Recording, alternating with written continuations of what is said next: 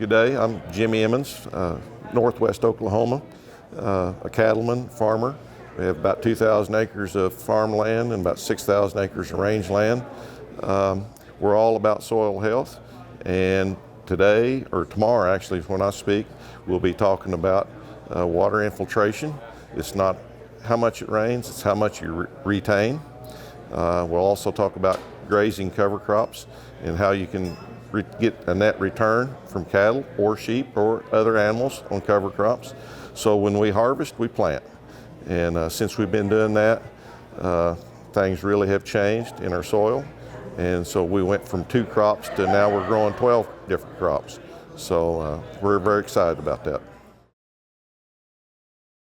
that. Due to wind erosion, water erosion, I've struggled all my life with that addiction. I still drive by a field, I smell fresh tilled soil, and I want to go out there, but I'm trying to do better. But I have been prescribed soil health, and some of the benefits of soil health is less stress, more profit. So things are going a little bit better than they used to go. My family came to the current location where our headquarters is at in 1926. We've experienced several different weather events over the years. My granddad originally started a small ditch through the middle of the field going to the South Canadian River to funnel the water from the pasture land across the field to the river. In 1934, we got a 15-inch rainfall event one night. That creek that is there today was 25 foot deep and about 20 foot wide or 30 foot wide by morning. My granddad instilled in me from that, when I first came along, how important conservation that we should be working on. And ever since then, I've remembered the struggles that Dad had with erosion, and we couldn't figure it out. I mean, we done a good job diverting the resource.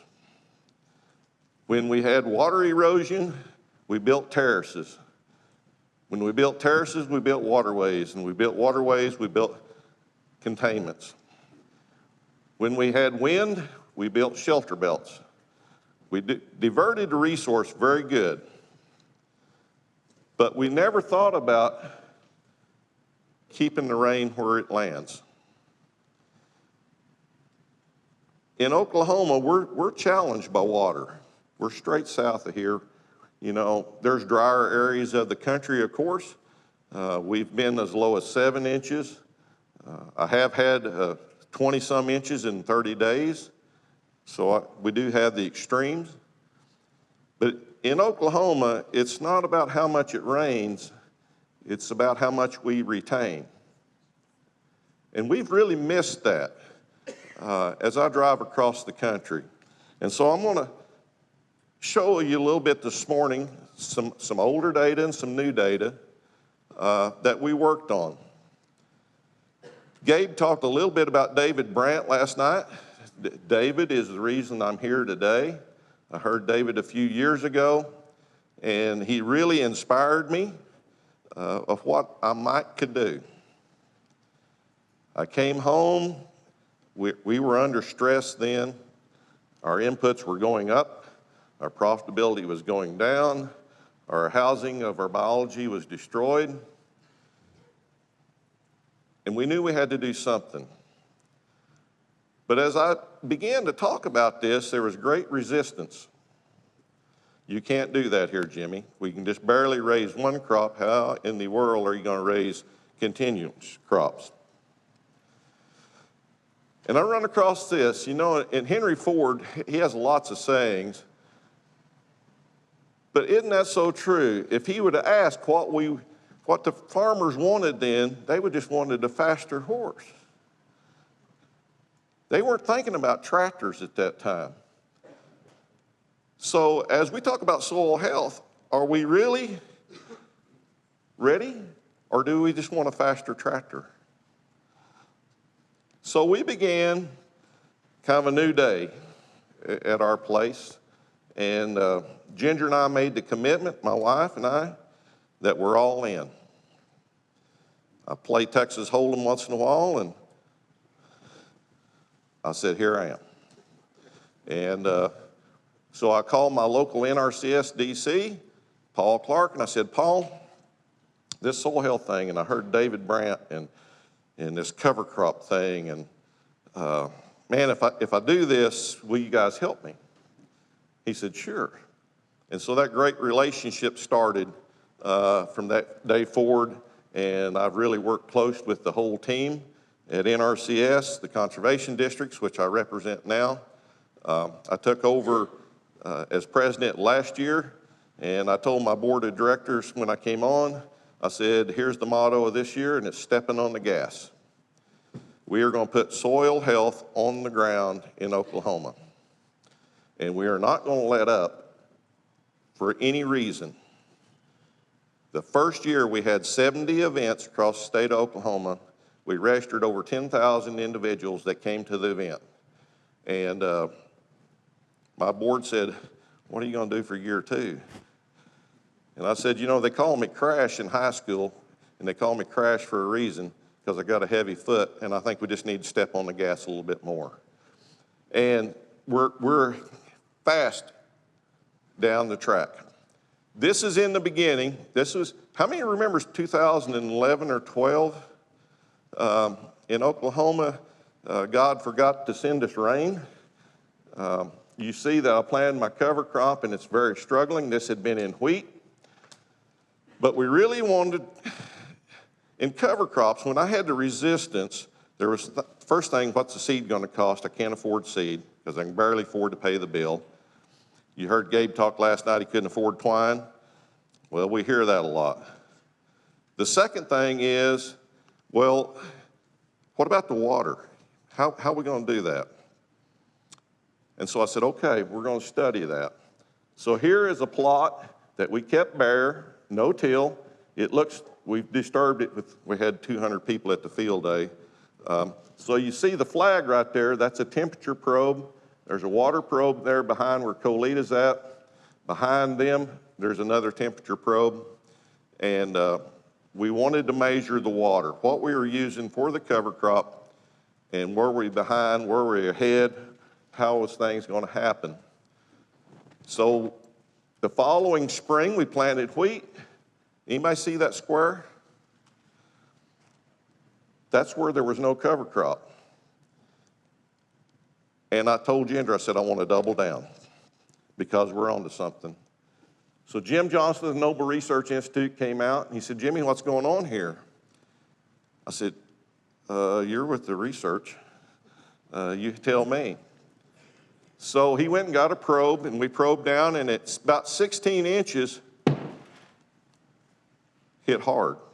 And Jim said, oh, you know what? You got a restriction.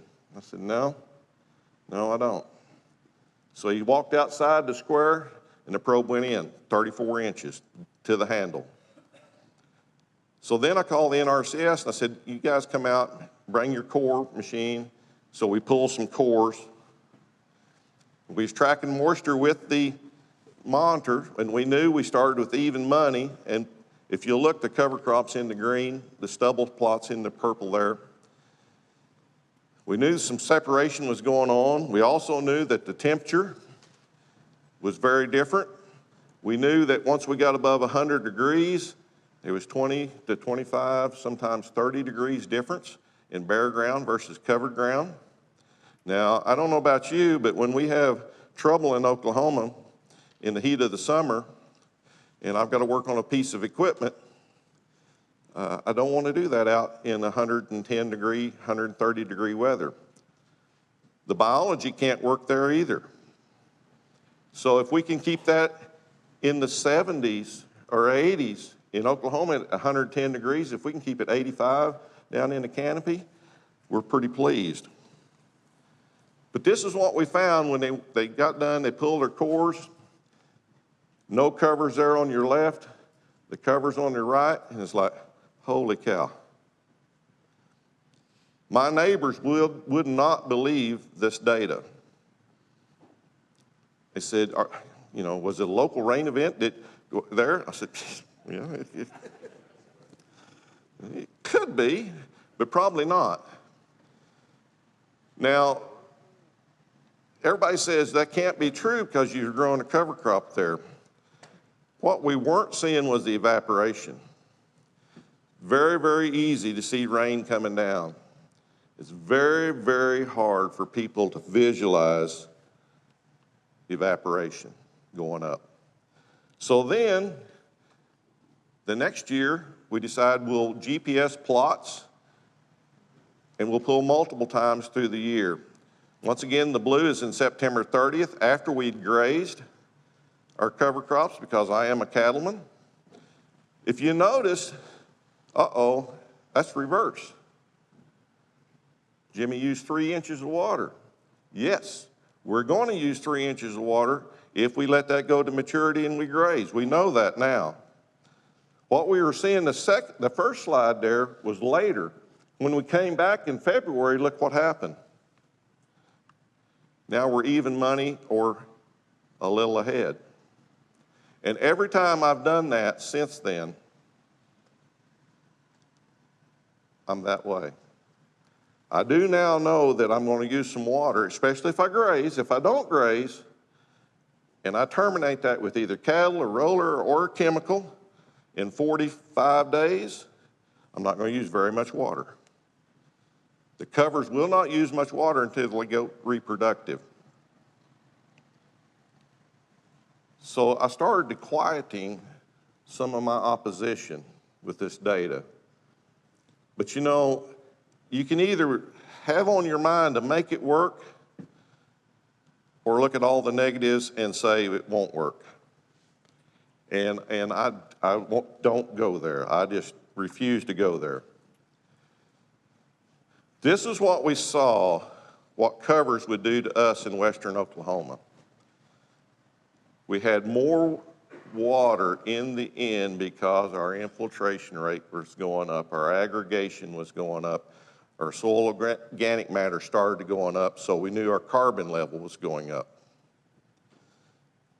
I was with Jill Clapperton about a month ago now, and Jill asked me, said, Jimmy, how do you measure soil health on your farm? And I kind of grinned and I said, Jill, you're going to think I'm crazy. All these tests that we have out here, and I use them all. I use the Haney test. I've sent stuff to Cornell, PLFA. I've done it all. I said, what I've found is if I'll just watch my organic matter, and if my organic matter is trending up, I know that my carbon level's going up because in organic matter, 58% of that is carbon. If that's going up, I know that my aggregation's going up. I know then I'm also providing food for the biology so my biology become alive. And Jill said, I see that a lot, and I think that's a good indicator. You can make it as complicated as you want, or you can make it as simple as looking at your organic matter. And if you're on an uphill climb, if you're practicing the 5 principles, which I do, I graze every acre of my covers when I can, and intensely. I also have a couple of sprinklers. We do some irrigation. I was at a meeting, and I showed this, and I'm putting on 2.5 inches of water with that sprinkler. If you'll notice, there's no standing water, there's no running water. But the amazing thing is, it had just rained a little over 2 inches. So I'm putting over 4.5 inches on right there. I went down to shut the sprinkler off because we didn't need it because it rained. And a guy in the background stood up and said, that's not true. You cannot put out that kind of water with a sprinkler. And I said, yeah, I know you can't. But I didn't say it was you. I said it was me. Because in the beginning, yeah, I kind of got the same results that day too.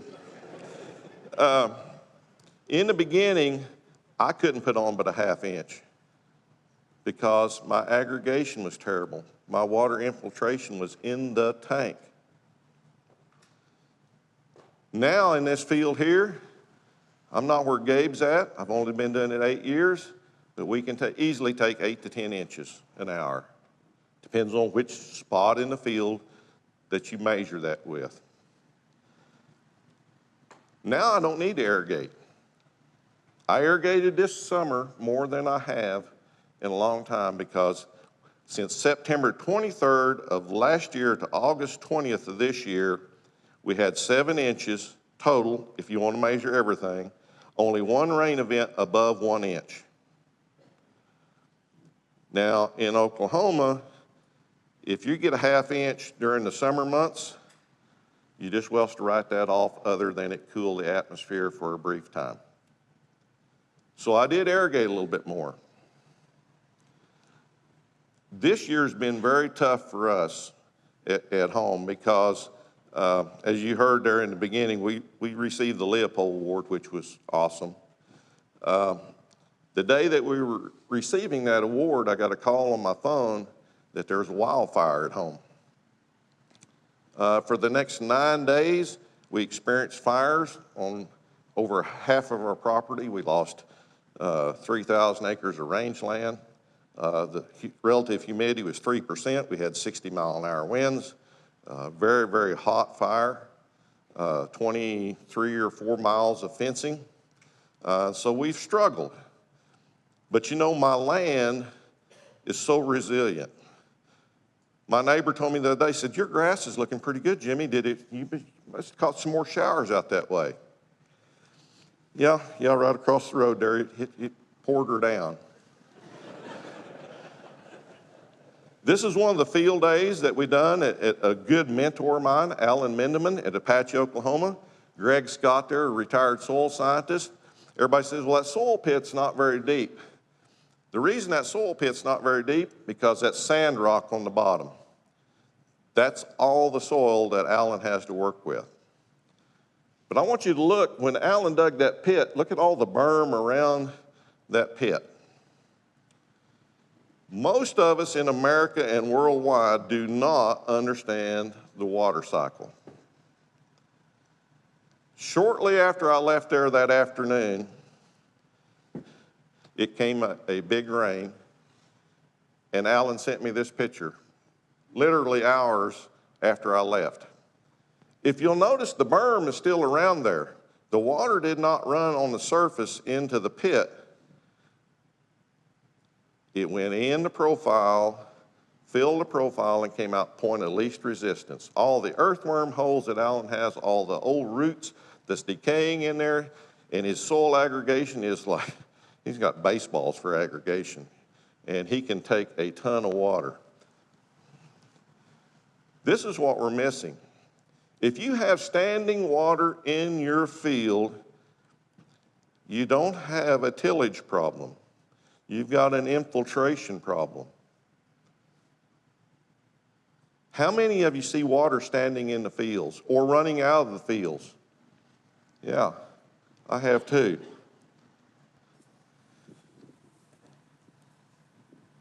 Well, maybe that's not going to play.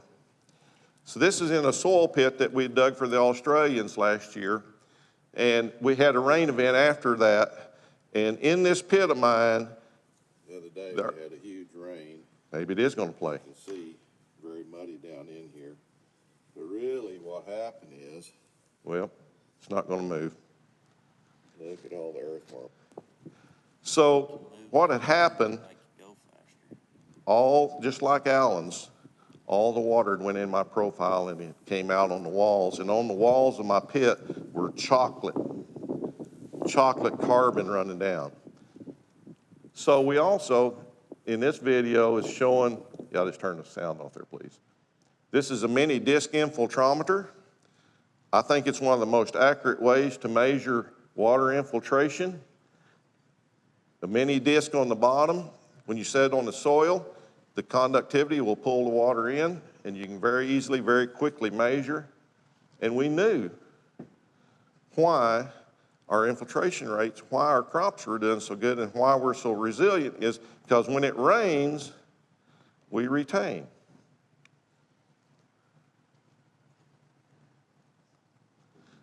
We also used a ring. We prefer the mini disc because if you're not careful when you're driving your ring in, you'll disturb the sides and you'll distort the information a little bit. It's a very good tool and it's very accurate if it's done right, but we prefer the mini disc. Now, talking about soybeans, Jason, this is a good friend of mine in Tennessee, Adam Doherty, local DC there, went to a field day to speak. I am standing in them beans. Tremendous beans, tremendous beans. This is it. This system is complete. All 5 principles they're using. So I reached down in there. This is what he had on the floor of the canopy, down in the floor. Look at all that rye residue. So then I took and I gently pulled that back, and this is what his soil looks like on top. There's no question why his beans look so good. And I tell everybody, Ray Charles can see that when it rains, where the water's gonna go. I got a pro scope that goes on my iPhone, my mini pad, and so I set it down right there on the floor and looked at his soil. So if Ray Charles had a little trouble seeing the first picture, I think he'd really see this. And I will tell you, if you got standing water in your field, your soil does not look like that. 75 feet from that guy's field, and in Tennessee, they don't have fences. They've done away with their animals too. They've got a wooden post on the county road and a big tree down at the creek, and that's my property line. So we walked over in this producer's field. Now the beans were really good. It's a no-till system, no covers. So he's made a leap, but he's far from being there, but they were about this tall. This is what his surface looks like. You see some weeds coming. You look at the surface there, it just doesn't look right. Now I'm going to focus in up there on the top left corner. If you'll notice that little deal. This is what his surface looks like. Once again, when it rains, the water going to go in here? No. It's going to go down the creek and it's going to take whatever's on top with it. And when you zoom in on that, that is not the moon. That is not the lunar module right there. That's what his surface looks like. In America and worldwide, this is what we're experiencing. And we said, well, we need to go till that. Loosen that up. That's what I was taught. That's the reason I'm still recovering from tillage addiction. That was not right, folks. And I've had to admit that to myself, that what we've done for years was wrong. But I will tell you that my granddad and dad never intended to do what we've done, just like each and every one of us out here. They were doing the best they could with the technology they had. And I'll tell you what, my granddad could have never sown wheat in what I'm doing today with the equipment that they had then, unless you were doing it by hand like we saw last night. And most of us are not going to do it that way. And when you dig them two soils up and put them side by side, look at the root mass on the left. You see on the right? Look at the difference in the carbon level in that soil. Look how dark and rich and how the aggregation is on the left. Everybody says, okay, Jimmy, if that's in Tennessee, excuse me, but what the hell are you talking about Tennessee for when you should be talking about Oklahoma? So I came home. On the left, you have my soil. I walked across the road, And yes, that is red Oklahoma dirt on your right. Across the road, and if you looked at the soil survey map, it's the same soil. My prescription of soil health on the left, the same standard production model that we talked about last night and all day yesterday on the right. And we wonder why the system is broke.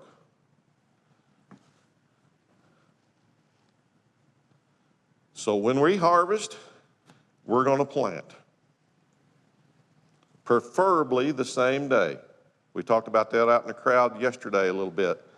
I don't always get that done, but that's my goal. Matter of fact, I'd like to be running in the field with the combine. Sometimes that doesn't work. You know, and sometimes we experience failures. And this year, I'm going to tell you about what I thought was my greatest failure in the last 8 years. Last fall, about this time, when we're harvesting at home right now, we're harvesting cowpeas, and we'll have sesame here shortly. And we'll be planting Elmon rye right behind that. And I planted Elmon rye last year at this time, and it laid in the ground 123 days before it germinated. And I was behind the combine.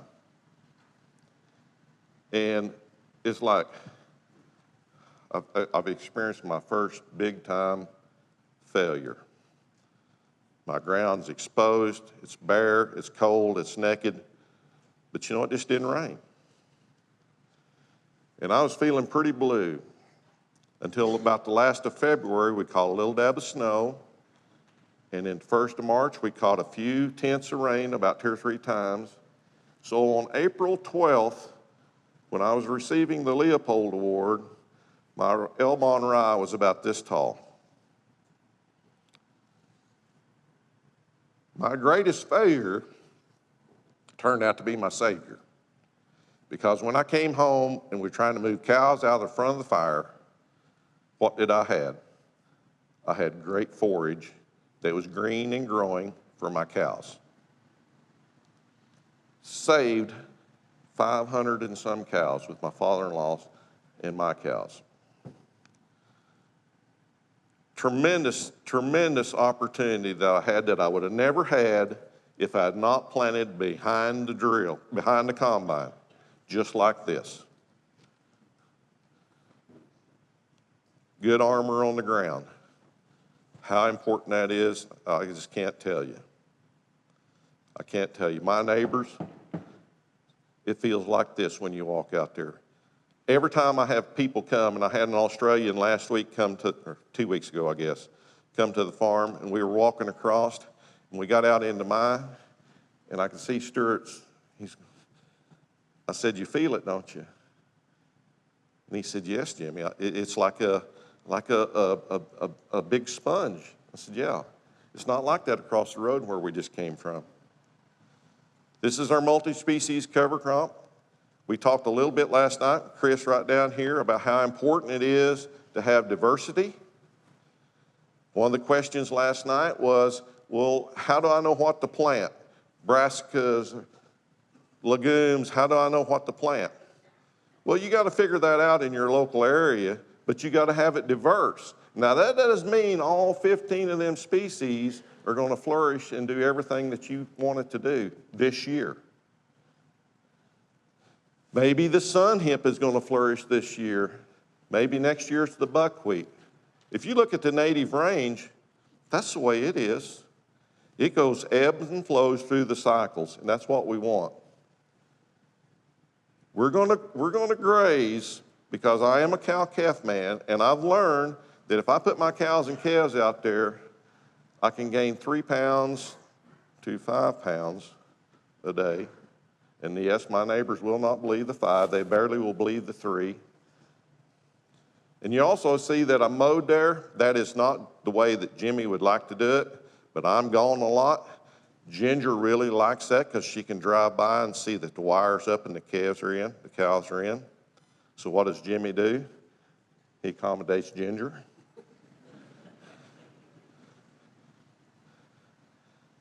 We're in the D4 drought.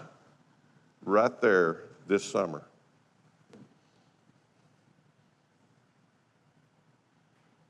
A D4 drought, and we've had less than 7 inches of rain, and only one of them above 1 inch when I took that picture. And that was a video I was going to show you, but we're not going to go there. This particular tract, I broke my golden rule. We talked a little bit about this yesterday. I had a warm season grass mixture like this, multi-species, there last year. I would not ever do that back to back. But with the fire, and I've got 150 to 200 displaced cows that need forage because they no longer have 3,000 acres of grass to run on, when we got a little shower, I planted a mix again. And once again, it's providing for me in a D4 drought. Now my neighbors, it looks sad. Theirs was burning up, struggling, and once again, one of my best friends said, "Did you catch a little more rain over there? It looks better at your place." Well, it's possible. We like high stock density at times, not all the time because I'm on the road a lot, and sometimes it's hard to set it up. Alan and I talked about this last night a little bit. That's the reason I love the word adaptive.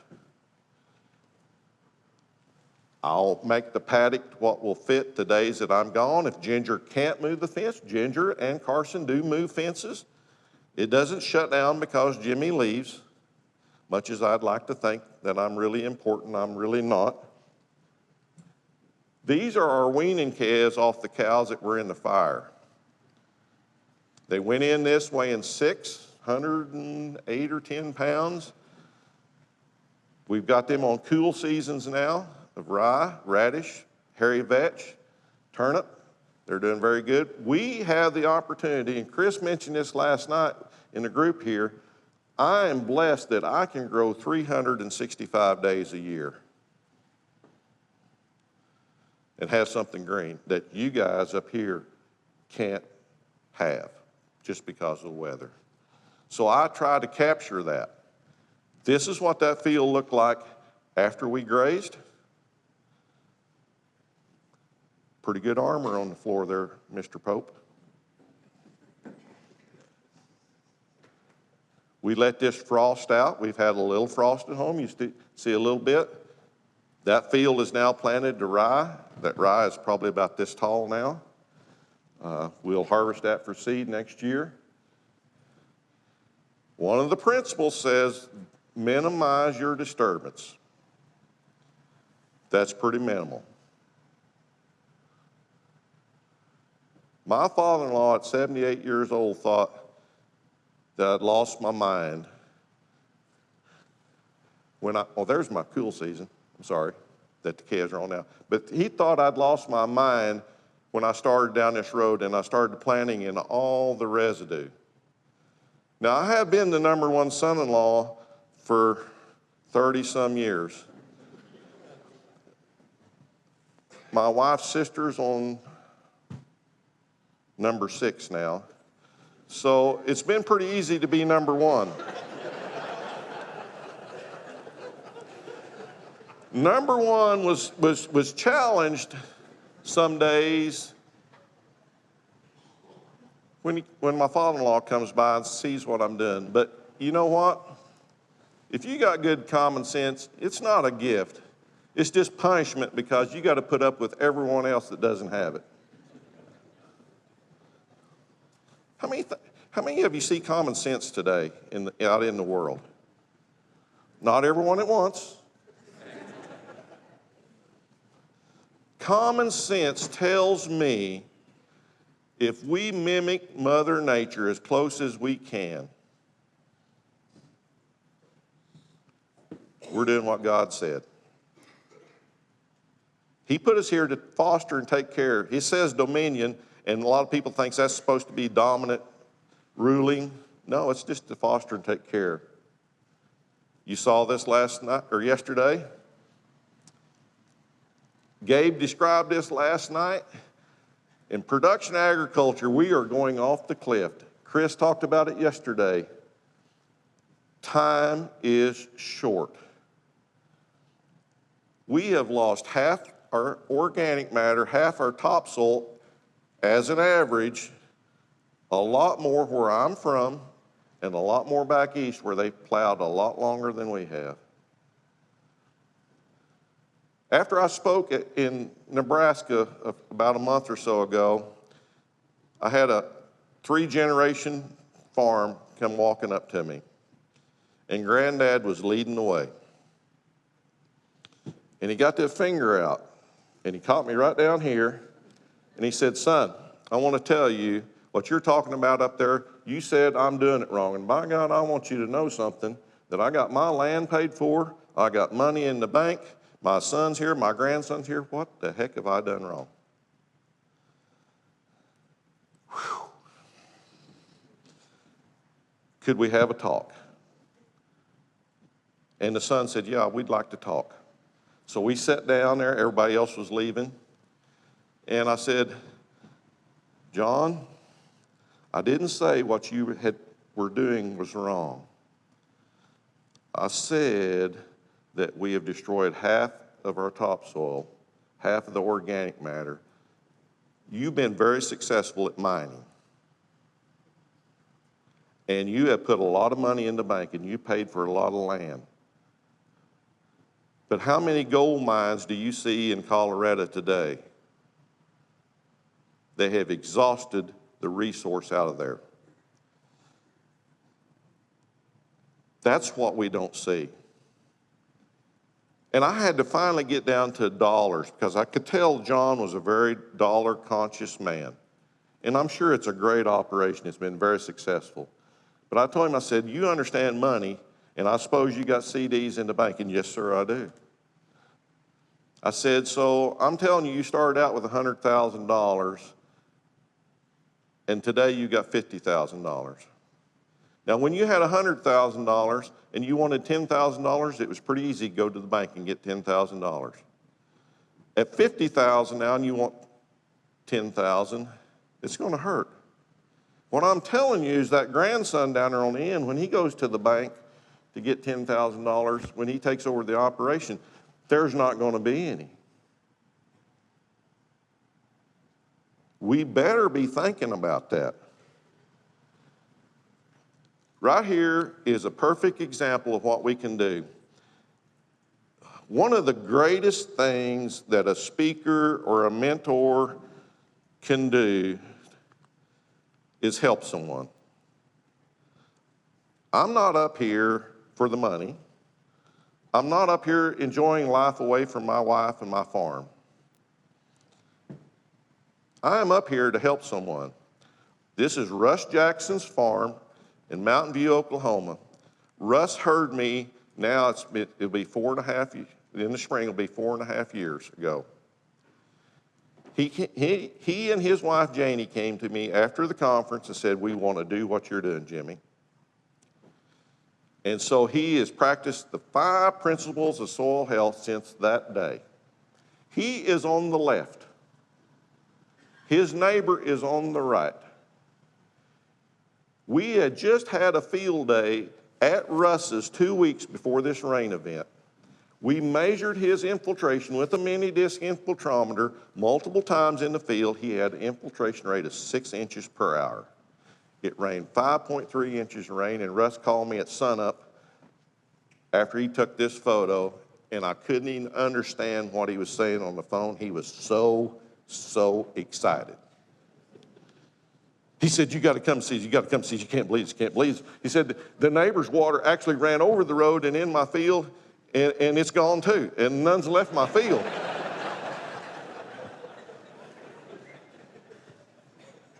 And I said, "Yeah, Russ, we told you that last 2 weeks ago." And he said, yeah, I understand the science, and I saw it, but I see it. The $100,000 question, and the neighbor lives right there. Russ's dad lives right there. Why can't that guy walk across the road and say, "What are you doing? I need to be doing something similar to what you're doing"? He had just fertilized that field with dry fertilizer the day before the rain. And we wonder why in the world our water downstream is the way it is. So we done the math. 5.3-inch rain, good management, no-till, cover crops, planned grazing, management, infiltration rate is 6 inches an hour. Russ put 144,000 gallons of water in his profile. Now Joe across the street is in the conventional system like Gabe talked last night. Heavy, heavy tillage, small grain after small grain after small grain, no cover crops, no grazing. The NRCS soil survey book value for infiltration rates in that county is 1/2 inch. 16,000 gallons. Who do you think's going to be able to survive in a D4 drought and grow something? Crop insurance says cover crops won't work. Duh. Dwayne Beck, duh. You see something different about this picture? Look very closely. This is the first one. You see something different? Green on the left. 3 weeks after the first rain event, Russ had done grazed this and moved the cattle on. It rained another 2.3 inches. That's not the same picture. That's a different day.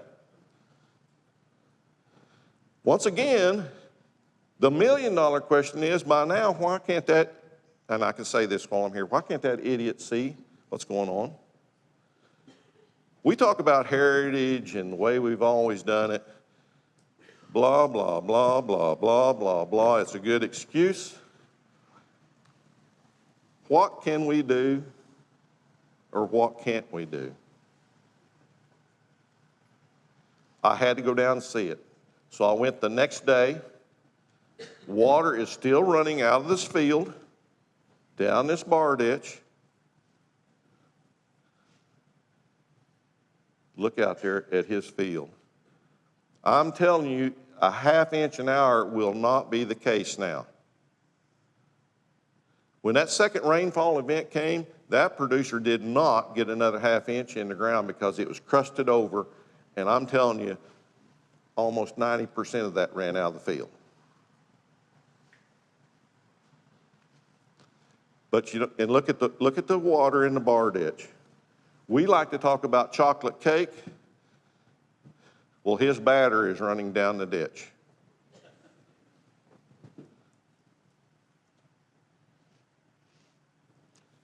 If you look across the road, this is Russ. He is going to plant cotton there this spring. He's planted elbow rye right now because he had good moisture to plant. He will raise one heck of a cotton crop there, barring any national disaster, because of the 5 soil health principles that he's applied on the ground. Do not think it won't work here. It may work differently in Canada or Scotland or Africa or wherever, but it will work. You'll just have to adjust it to fit your climate, your atmosphere, your weather to the best of your ability. This is how you can get a hold of me. We got lots of videos out on YouTube. We enjoy all the emails, the conversations that we can have about what we can do. If you're serious about making a difference in your children's, and your grandchildren's, and your grandchildren's, and grandchildren's, grandchildren, and I can't talk as fast as Chris, now is the time. I'm telling you, now is the time. Thanks a lot.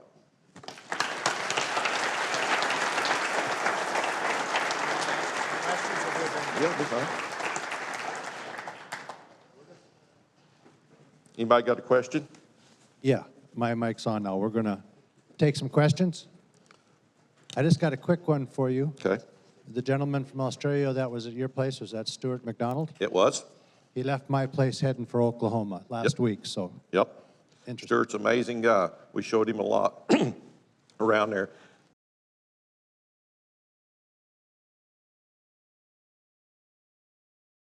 I just wanted to make sort of a comment on with Russ Jackson and his neighbor. And there's an issue going on here in North Dakota that's been going on for a while with increases in salinity and sodicity. Guess what would happen if that happened with the neighbor here in North Dakota? That's going to be a saline sea right there. That neighbor's farm is going to have a salinity issue. That's what you do. So you got to be aware of that fact that that's what water does. When your water doesn't go in, it sits on the soil surface, and it's going to cause the salts to get up to the surface, and drain tile is not going to solve that problem.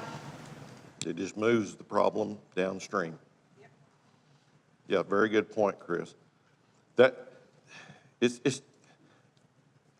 just there any other mind-blowing. questions?